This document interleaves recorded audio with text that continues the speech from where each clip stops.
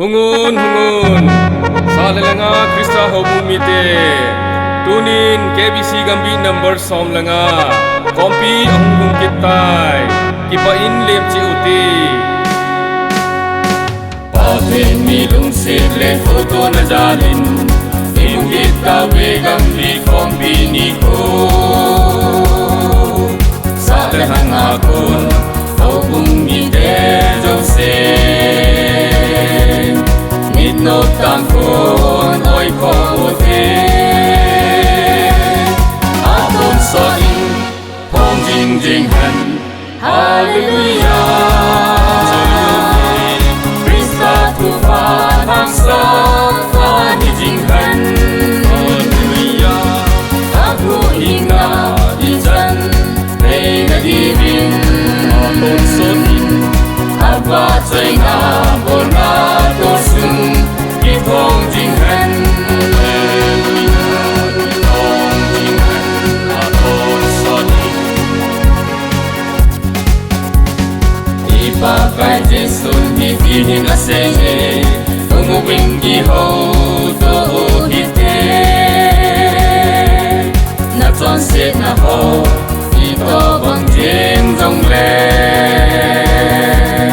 bu bang bang a ka ban sa so in phong jing jing han hallelujah Krista tu fa hang sa na ni jing han hallelujah aku inga di jan hey ga di bin aton so in apa chai nga bon la do sung ki phong jing han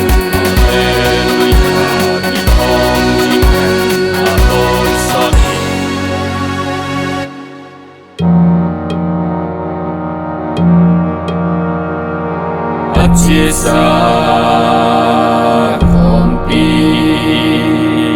tong so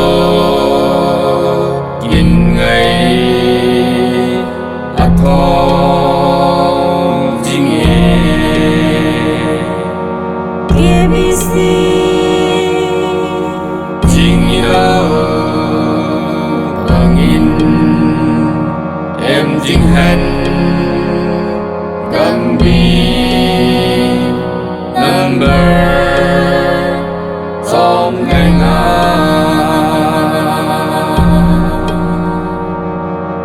chỉ mà xa ngày tranh hòn thao than in về vô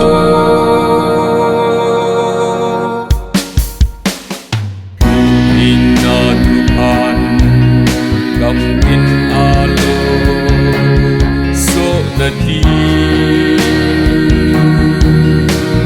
ang dong tahalay Krista di kagi pidoy ang dong tahalay Krista di kagi pidoy aton so in phong jing jing han hallelujah Krista tu fa hang sa na ni jing han hallelujah aku inga di jan hey ga di bin aton so in apa chai na bon la to sung ki thong